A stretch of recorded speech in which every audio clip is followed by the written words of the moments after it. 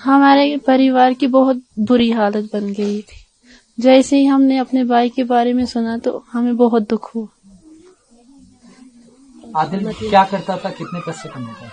यही दिन का 300 रुपया कमा लेता था। और क्या काम करता था? यही घोड़े चलाता था, मजदूरी करता था। कई लोग बता रहे हैं कि उस दिन आपकी बड़ी बहन ने मना किया आदिल को कि मत जाओ। जी, बोलने लगा कि आज जाऊंगा, मुझ में इतनी हिम्मत ही नहीं है काम करने की। आज जाऊंगा, कल घर बैठूंगा, कल नहीं जाऊंगा। जब हमने सुना तो वो अपनी जान ही खो बैठा। तो फिर परिवार को अब आप कैसे संभाल रही हैं? आदिल अब आपके बीच में नहीं है, लेकिन उसने उस कश्मीरियत को जिंदा रखा है।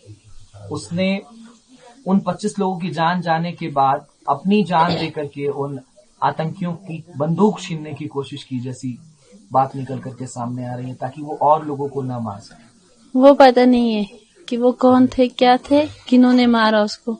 लेकिन हाँ, सुनने में ये आता है कि वो बंदूक छीन रहा था तो उसको किसी ने गोली मार दी। 3 गोलियां उसके सीने में लगी, एक उसके गले में लगी। जी। कहाँ कहाँ गोलियां लगी थी? शायद एक यहाँ पे लगी थी, एक यहाँ और एक यहाँ पे लगी थी। 3 गोलियां लगी थी। जी। माता पिता को आप कैसे संभाल रही हैं? कैसे संभालूं, अब क्या करूं, अब संभालना ही। आपकी अभी शादी नहीं है? जी नहीं। आप क्या करती हैं अभी? यही घर का काम करती हूँ। मेरा नाम हैदर शाह है और मैं आदिल का पिता हूँ। आपको पहली खबर कब मिली कि आपका बेटा जो घोड़ा लेकर के गया था पहलगाम में, वो अब आपके बीच में नहीं रहा? हमें कम से कम 6 बजे पूरी ये खबर मिली, जब हमारे बेटा और मेरे चचेरे भाई वहाँ पहलगाम में गए, हॉस्पिटल में गए, और वहाँ से इन्होंने देखा तो वहाँ तब हमको खबर मिली कि ये अब इस दुनिया में नहीं रहे।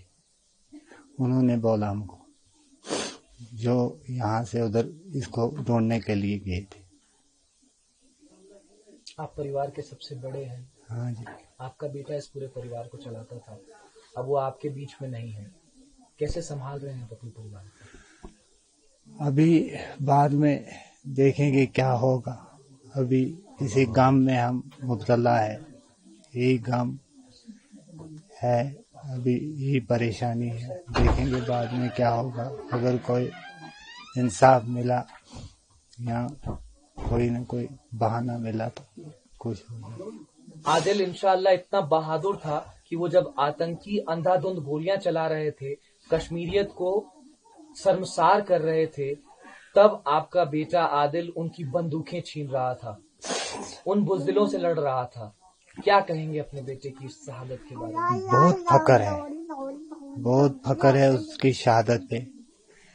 उसकी फख्र के लिए मैं इस वक्त जिंदा हूँ, नहीं तो उसकी जवानी, उसकी शक्ल, उसकी ये देखकर मैं भी मर जाता। फिर उसी वक्त जब उसकी डेथ हुई तो मैं भी अपनी जान गंवा देता।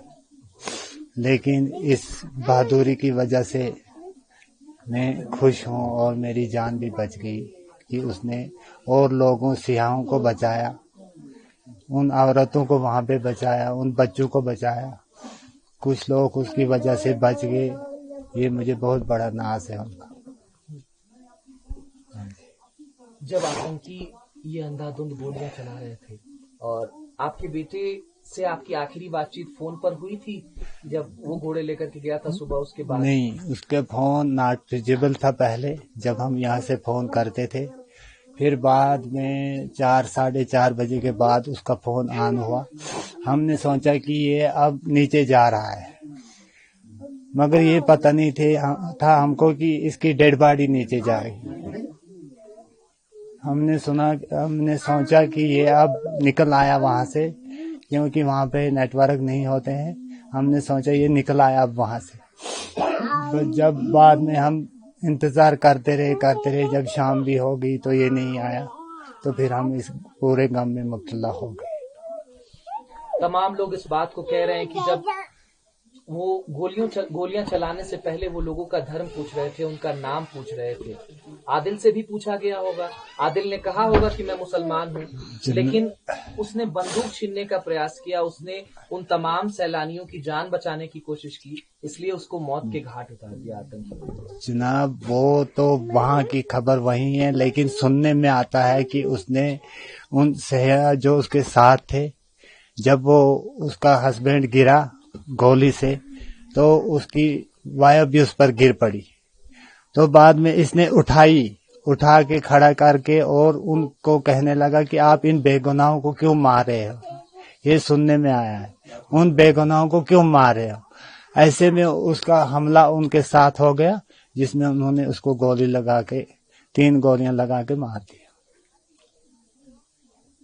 ये जो लॉन्च पैड्स हैं पाकिस्तान में, जहां से ये नापाक हरकतें निकल करके सामने आती हैं, हिंदुस्तान के माथे कश्मीर को छलनी करने का प्रयास करते हैं, आप जैसे पिता और माता जी की कोख को सूनी करने का प्रयास ये आतंकवादी करते हैं। इन आतंकियों पर क्या कार्रवाई होनी चाहिए, आपकी सरकार से क्या मांग है? ऐसी मांग है कि ऐसी इनकी कार्रवाई करनी चाहिए, जैसे हमारे बच्चे पर इन्होंने कुछ नहीं देखा तो हम उन पर क्या देखेंगे।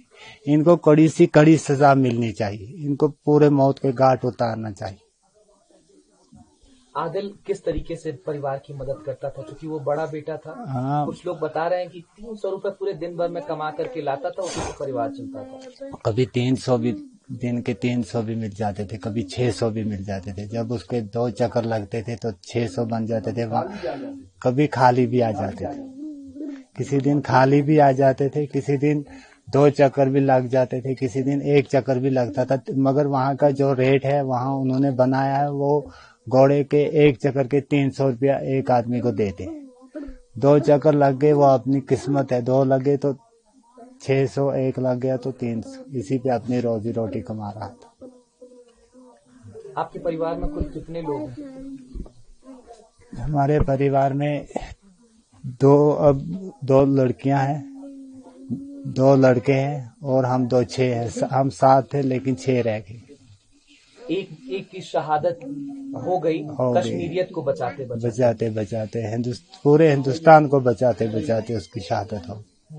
कश्मीर को नहीं, पूरे हिंदुस्तान को बचाते उसकी शहादत हो। और मुझे बहुत नाज है उस पे कि उसने इतना अपना नाम रोशन कर दिया बचाने से। बहुत शुक्रिया एएनआई से बातचीत करने के लिए। हम इस दुख की घड़ी में आपके पूरे परिवार के साथ खड़े हैं और आपके बेटे की शहादत को सलाम करते हैं। हम भी आपका बहुत शुक्रगुजार हैं कि आपने हमारी बात पूरे इंडिया में, यहाँ हर जगह पे फैलाई। हम भी आपके बहुत शुक्रगुजार हैं, आप भाइयों के।